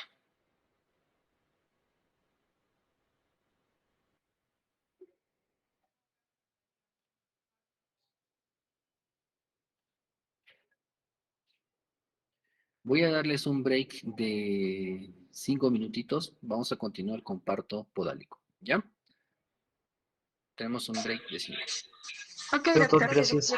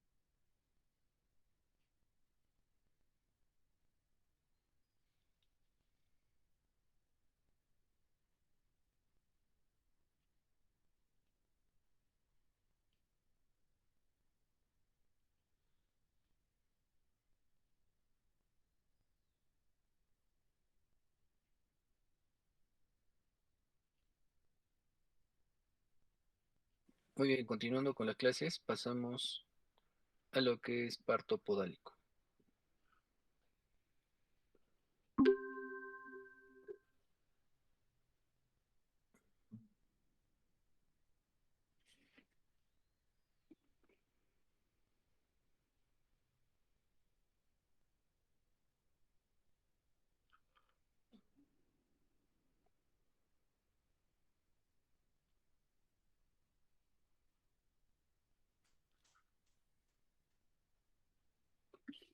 Muy bien, ¿me escuchan, por favor?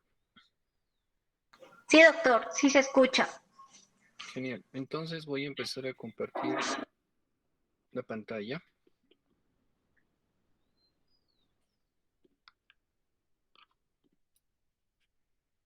¿Pueden visualizar? Sí, doctor, sí se ve las diapositivas. Muy bien, parto podálico. Presentación podálica, vale decir que se da como se define como, como la variedad de presentación, o vale decir el polo fetal que se ofrece, es decir, el estrecho superior materno. La presentación de pelvis pelviana, o vale decir, o la presentación pelviano de nalgas, es una situación, en este caso, en la que el feto ofrece, ¿no? En este caso, vale decir el estrecho caudal o el polo caudal hacia el estrecho superior materno.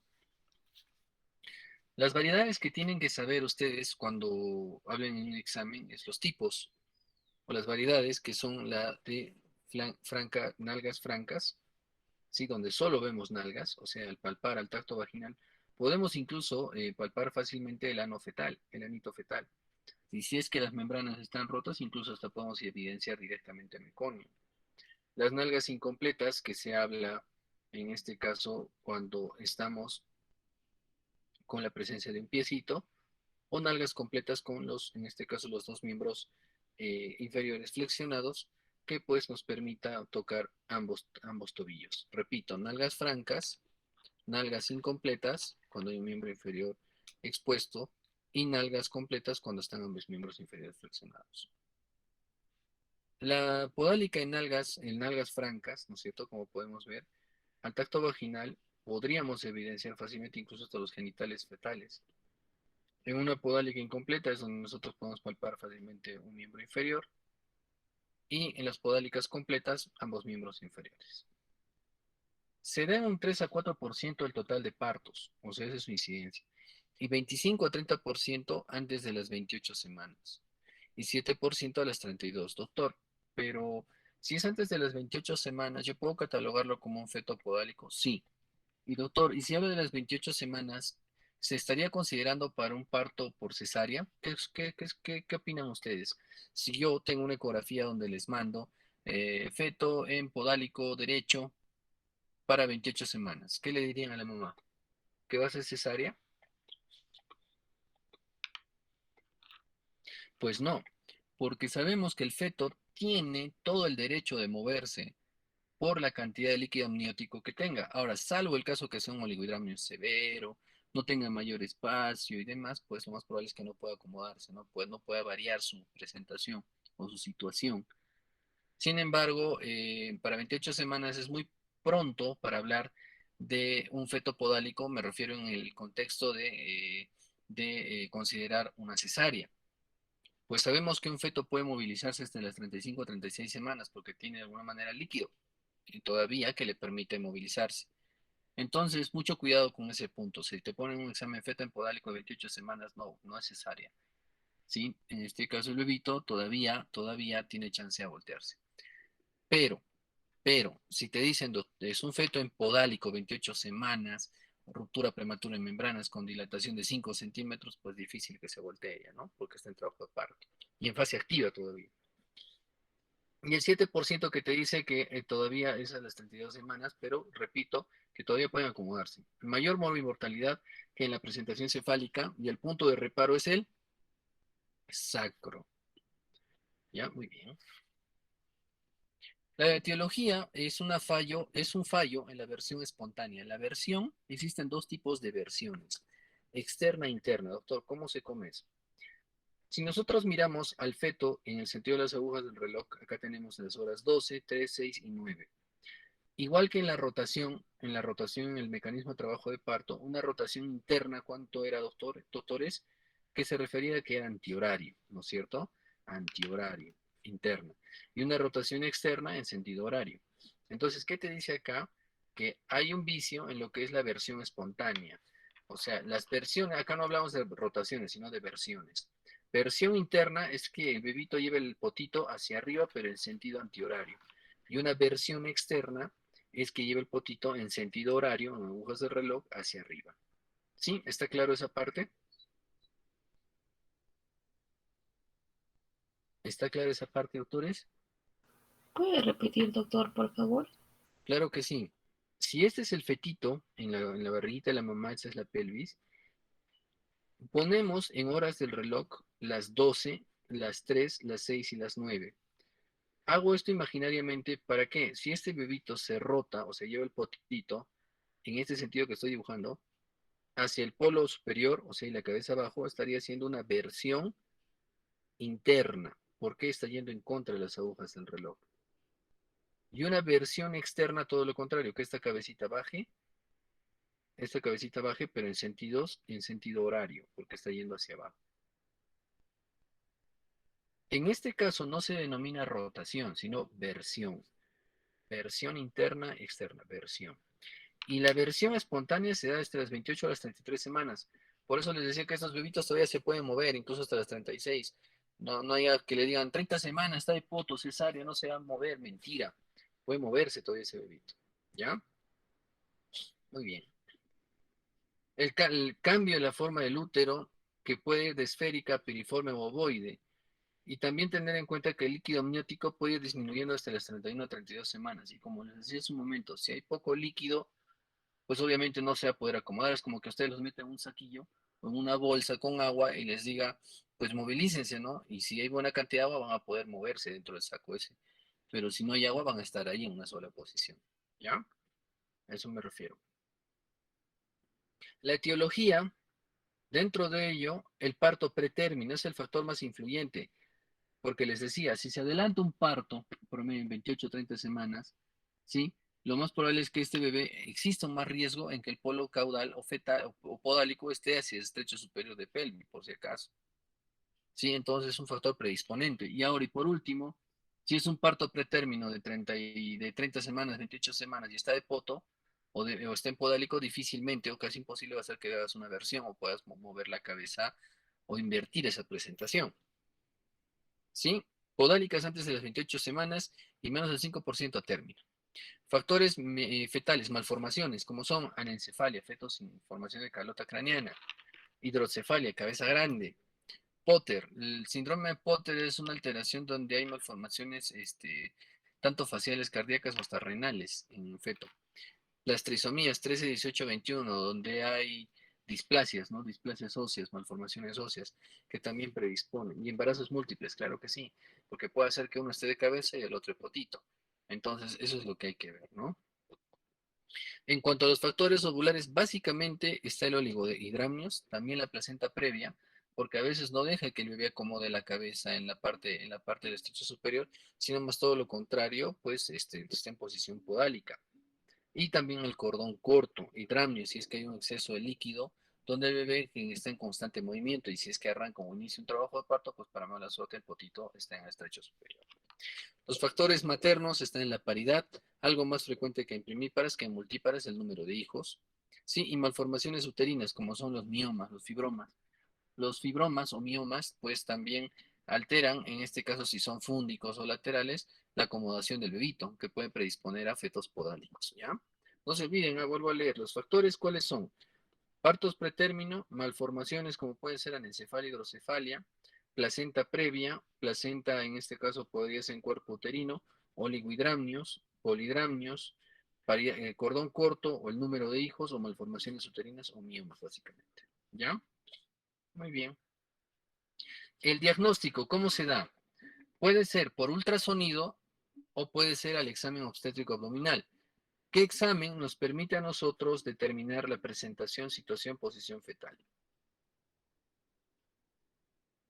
doctores. Las Las maniobras de Leopold, doctor. ¿Perdón? No los escucho, doctores. Maniobras de Leopold, doctor. Muy bien, maniobras de Leopold. ¿Y qué maniobras son las que me ayudan?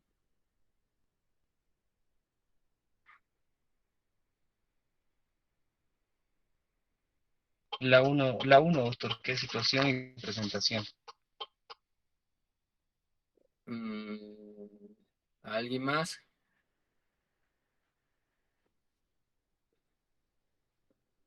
La presentación. ¿Qué maniobra es esa? La tercera. Tercera tercera. maniobra, claro, y tiene razón vuestro compañero, la primera. La primera y la tercera maniobra nos ayudan, así tienen que responder.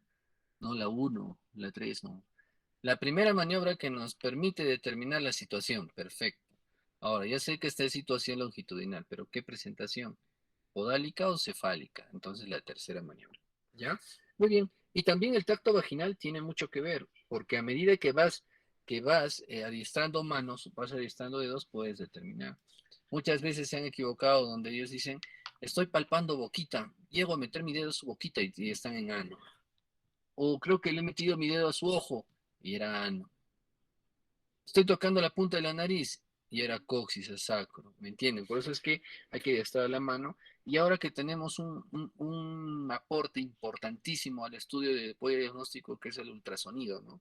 Que sin necesidad de estar haciendo tactos ya podemos ver en la presentación fetal, la situación presentación fetal, ¿ya? Y si la pregunta te dijera, el método diagnóstico para descartar una presentación podálica, ultrasonido. Ultrasonido, examen físico. Y en examen físico pueden poner las maniobras de Leopold. Porque no todos tienen el ecógrafo a la mano. Y eso es cierto, porque hemos estado siendo dependientes de estos aparatos, cuando nuestra clínica es la que nos da el diagnóstico, ¿no? El mecanismo del parto podálico, cada segmento corporal fetal, las nalgas, los hombros y la cabeza, debe realizar los 4 movimientos necesarios. Escuchen bien, que son la acomodación, el descenso, la rotación interna y el desprendimiento para atravesar el canal de parto. Los tiempos se superponen y en total son 10, o sea, todito lo hace el bebé, esos 10 movimientos. Entonces, el primero del 1 al 4, en lo referente a las nalgas, dice que hay una acomodación de las nalgas, descenso de las nalgas, rotación interna de las nalgas y un desprendimiento de las nalgas.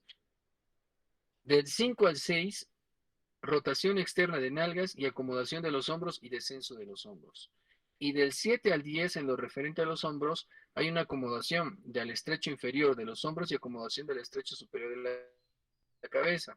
Hay un desprendimiento de los hombros y un descenso de la cabeza y una acomodación de la cabeza al estrecho inferior, desprendimiento de la cabeza. Ahora, todos estos movimientos te van a decir, ya, descríbelos, tranca. Porque durante un trabajo de parto en feto podálico, todos estos movimientos son simultáneos, como bien te lo dice, ¿sí? Los movimientos se superponen y en total son 10, o sea, todo a la vez. Porque sabemos de que en este caso, por las contracciones uterinas y demás, lo que se logra es que haya una expulsión en la expulsión fetal, en la expulsión sea hasta los hombros. Porque si se da hasta los hombros, el riesgo más grande está en este caso en la retención de la cabeza. Ese es el problema de un parto empodálico. Si la cabeza no logra desprenderse o para mala suerte el cuello del útero al distenderse tanto a la salida de los hombros, tiende a cerrarse y encarcera la cabeza. Y es la complicación más grave. Que en otras palabras termina ahorcando al bebito. Se queda ahí y se muere. La ayuda dentro de lo que es el trabajo de parto podálico es hacer las maniobras necesarias para el desprendimiento de hombros, básicamente, y cabeza, que ahora lo vamos a ver. Eso sí tienen que saber. Dentro de ello están las maniobras de Branch, para lo que es desprendimiento de hombros y cabeza. Está las maniobras de Pajot y Rojas, y Lowset, que es para hombros. La maniobra de Mariseu, que es para la cabeza. Doctor, ¿cómo se hace? No se preocupen, que ahora lo vamos a ver. La maniobra de Brach, como les dije hace un momento, todo el trabajo de parto, cuando vea un podálico, ¿ya? El podálico lo que va a hacer que es salir si es de potito las piernas primero, Pero Brach, ¿qué te dice? Que una vez si el bebé solo es una presentación de nalgas francas, una vez que veas que expulse espontáneamente potito y piernas, pues tú traccionas al bebé colocando los 4 dedos encima de la región dorso ilíaca y los 2 dedos pulgares sobre los glúteos y traccionar el bebé hacia arriba, como volteándolo hacia arriba, volteándolo hacia arriba. ¿Y esto qué te va a favorecer? En este caso, el desprendimiento espontáneo de hombros. Esa es una de las maniobras. Si te pregunta, ¿en qué consiste la maniobra de Brach?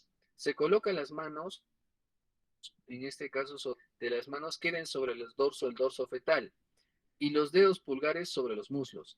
Después se procede a bascular, o sea, llevar hacia atrás al bebé, el cuerpo fetal hacia el vientre del materno, haciendo que la espalda fetal se dirija hacia la sínfisis materna y se expulse, porque recuerdan que la rodilla del parto o el canal sacro es el que va a llevar posteriormente a la salida fetal. La maniobra de Rojas, por el contrario, el fin es de destrabar los hombros del feto y rotar, donde se hacen rotaciones tanto internas y externas, y el fin es encontrar el hombro y la mano que está trabada para el trabajo de parto. Al rotar, en este caso, en sentido antihorario, hacer una rotación interna, que es lo normal que debería hacer el feto, el fin es encontrar el primer hombro, localizarlo y traccionar la primera mano.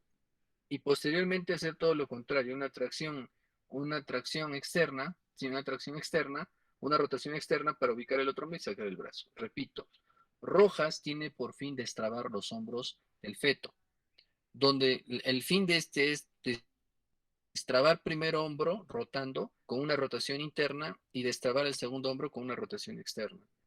Porque si no hacemos esto, este diámetro mayor queda en canal vaginal y el bebé no nace. Maniobra de Rojas. La maniobra de Payot, todo lo contrario. Cuando vemos que el feto está en una presentación, en este caso, que se llama,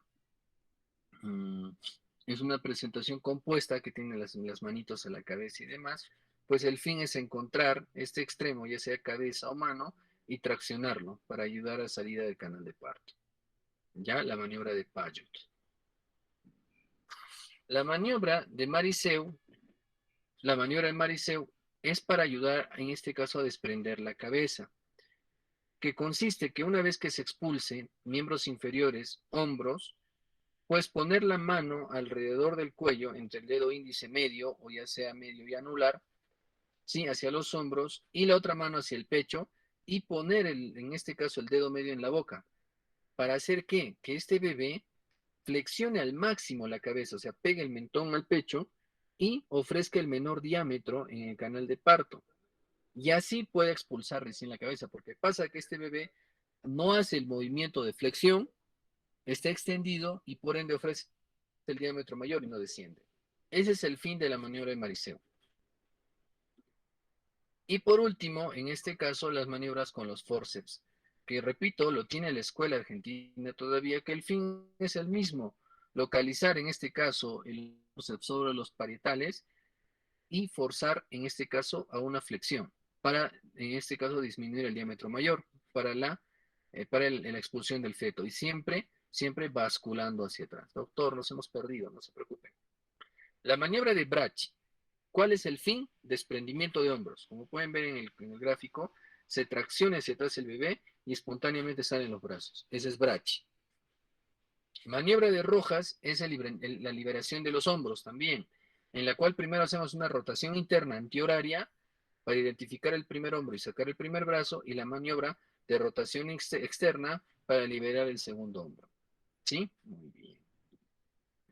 La maniobra de Payot básicamente es cuando tenemos un feto en presentación compuesta, ¿sí? Localizar el miembro superior y poder bajar y para disminuir este diámetro, porque si estos brazos están hacia arriba, si ustedes se dan cuenta, el diámetro es mayor, y por ende en el estrecho superior, o si hablamos en el primer plano de Hodge, o hablamos de los diámetros,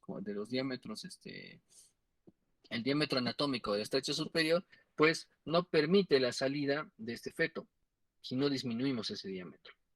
Liberación de hombros también, Payot. Y por último, la liberación de Mariseu, que es la maniobra de Mariseu, que es la liberación de cabeza, ¿ya? No se olviden. ¿Está claro?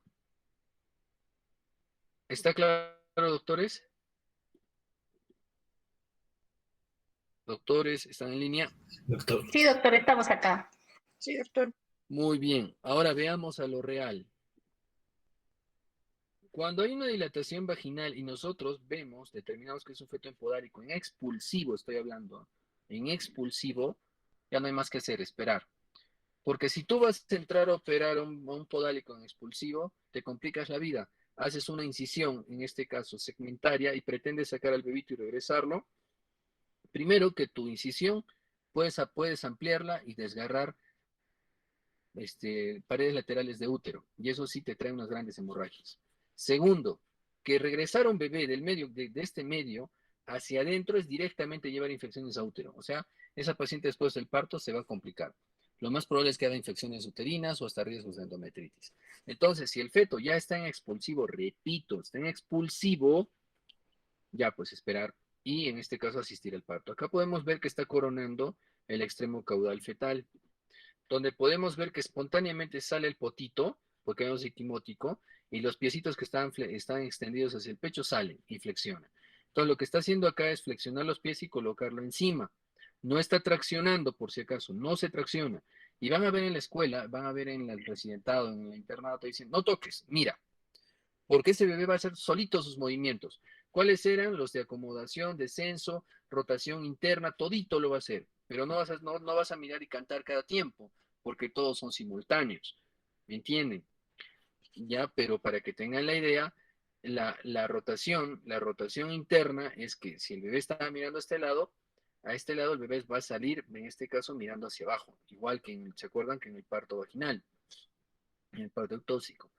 Entonces, una vez que el bebito desciende, el feto desciende, inmediatamente nosotros tenemos que garantizar la salida de los brazos. Y aquí, miren, se ve ya un hombro, y lo que está haciendo es llevar la mano al pecho para la salida del primer brazo. Una vez que salen espontáneamente los dos brazos, y si no, se ayuda a la liberación de hombros, sí que podemos hacerlo con qué maniobras, ¿se acuerdan? Liberación de hombros podemos hacer con Brach o podemos hacer con Rojas, que eso es lo que he hecho acá, miren, ¿no? He hecho una maniobra de Rojas, acá está. Está buscando el bracito, está sacando la manito del bebé. Y aquí ya salieron. Sí, ya salieron. Y por último, va a ser la última maniobra, la de Mariseo, pero acá está poniendo, en este caso, como si fuera un separador, o nosotros podemos poner directamente el dedo pulgar a la boquita y basculamos al bebé hacia la pared posterior, ¡pum!, para que salga, ¿sí? Acá tenemos un fetito en algas incompletas, en algas puras, donde están los genitales del bebito, potito, igualmente, está bajando, el anito está acá, los testículos del fetito, está flexionado, ahí están los testículos colgando, y como les decía, que las piernas están extendidas hacia el pecho del bebé. Sigue bajando, lo que se hace acá es, en este caso, solamente rechazar el cordón, sabemos que está comprimido, pero rechazar para que no se enrede con los pies.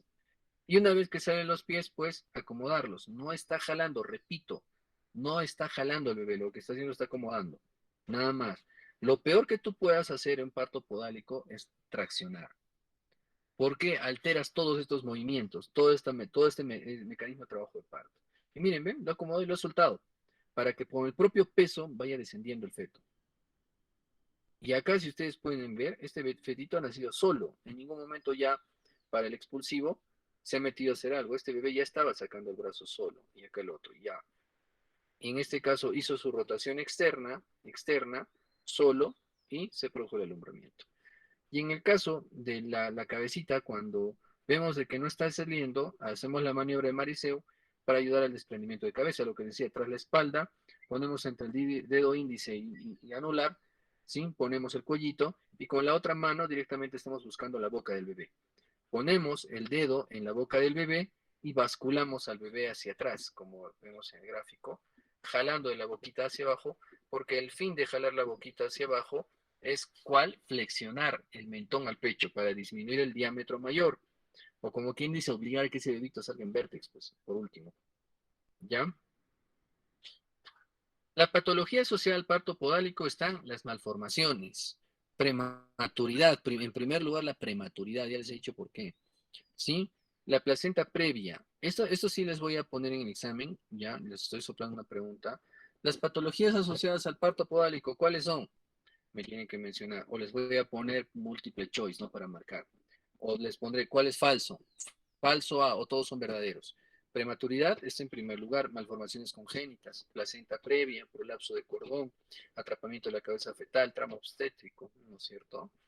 ¿Ya? Y manejo actual del parto podálico, ¿cuál es? Cesárea electiva, como les he dicho, o sea, electiva, veo que es podálico, no ha iniciado parto, está en pródromo, sé que puedo exponer a este bebito a lo que explicó el doctor Mendel, que si se encarcera la cabeza, va a ser triste, decirle, señora, no se pudo y se murió el bebé. O por último, sí, señora, nació, pero con un Apgar bajísimo, que probablemente haya daño cerebral, ¿no? ¿Me entienden? O sea, no, innecesariamente no exponer al feto, o al recién nacido, o al neonato, al feto, perdón, a estos traumas. Pues si veo de que este bebito va a demorar en salir por el canal vaginal, lo opero. Pero si veo de que ya está en canal vaginal, pues tengo que asistir a este parto. ¿Sí? Muy bien, el parto vaginal inminente en feto expulsivo, estoy hablando, expulsivo. ¿Sí? Muy bien, muy bien. Listo, doctores. Preguntas.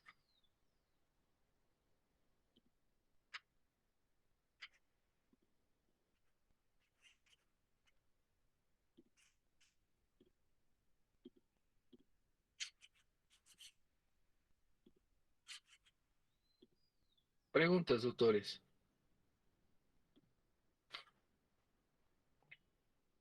Lo que tienen que básicamente aprender en podálico, en un parto podálico, los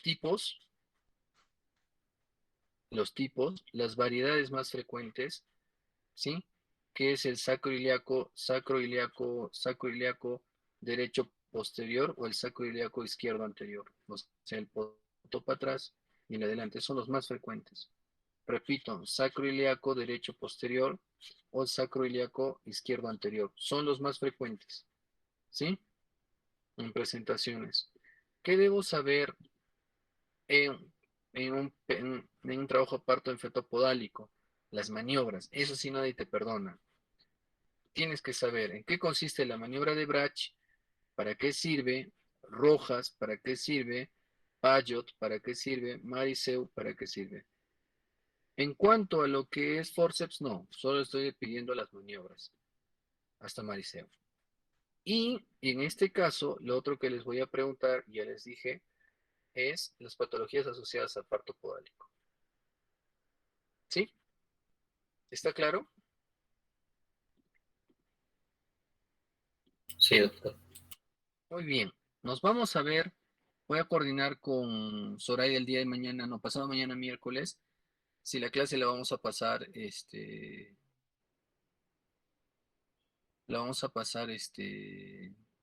día miércoles en el día o la noche. Probablemente voy a empalmarlo con la práctica, ya porque ya mañana estaríamos terminando todo. Voy a tratar de hacer pequeñas las clases para que ustedes aprovechen, ¿no? No por terminar, sino lo más importante, porque lo que nos falta en el temario es solamente control prenatal. Sí, control prenatal es lo que nos falta y puerperio. Sí, eso es lo que nos está faltando. Tenemos posteriormente el día miércoles o jueves para un repaso, si es que ustedes desean, y qué temas quieren que haga un resumen y repaso. ¿Está bien? Sí, doctor. Muchas gracias. Muy bien. Muy bien. ¿Está claro o hay preguntas?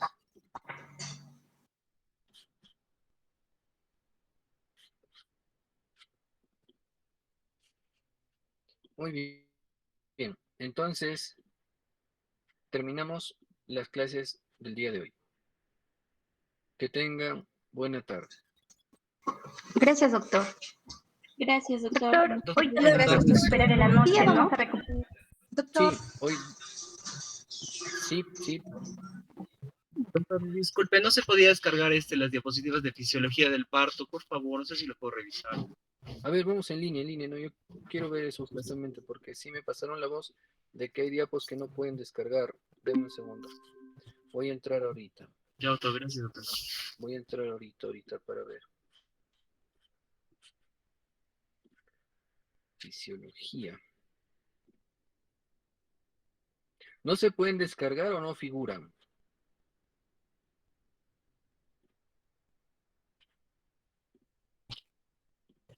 Las diapositivas. No se puede descargar, doctor.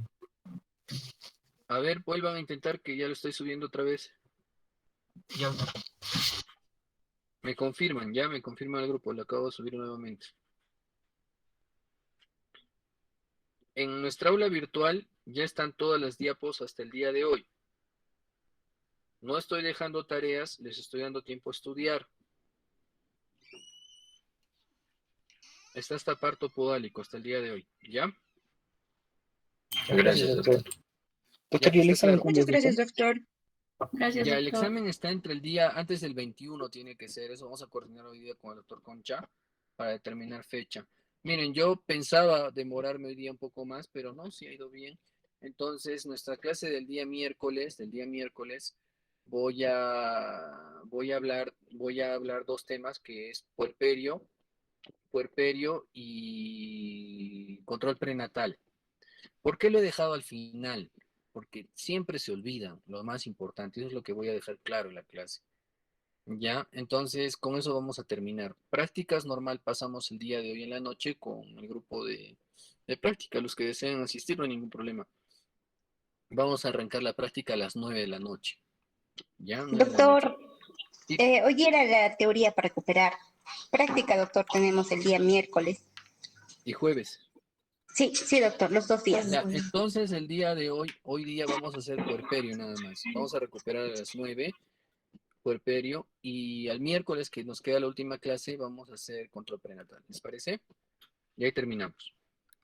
Doctor, disculpe, hoy día tenemos clases, algunos de ontología de 8 a 10. No sé si podríamos hacer como la primera que estaba diciendo, que el miércoles avance los dos temas nomás, por favor.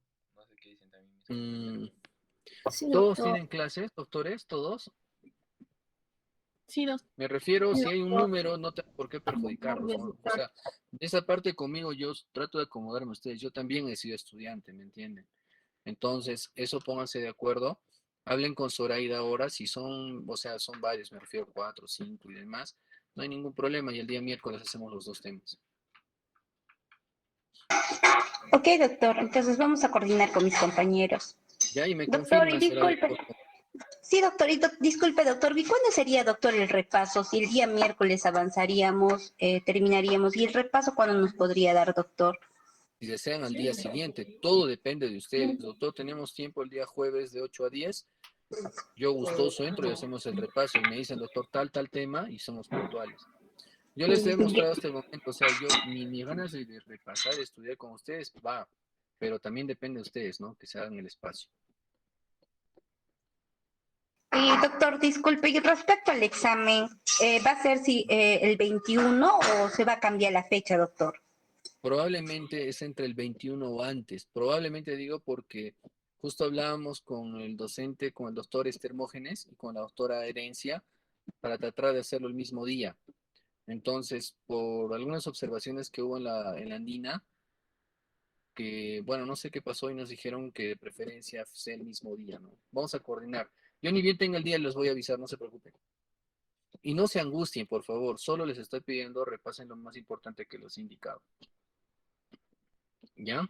Tranquilos. Ok, doctor, muchas gracias, Ya con doctor. esto no les estoy diciendo confíense, que no. Lean a conciencia. ¿Qué es leer a conciencia? Es decir, a ver, de esto hemos hablado y de esto. Todo está en las clases grabadas, cosa que nosotros no teníamos antes. O sea, ustedes tienen esa gran ventaja. ¿Me entienden? Y yo siempre en las clases digo, esto es importante, todo les digo, ¿no? ¿Me entienden? ¿Ya? Muy bien. Que tengan muy buena tarde. Entonces, me confirma, por favor, Zoraida, si pasamos hoy el miércoles, ¿ya? Ok, doctor, muchas gracias, doctor. Voy a coordinar con Que mis tengan, compañeros. muy bien, que tengan buena tarde.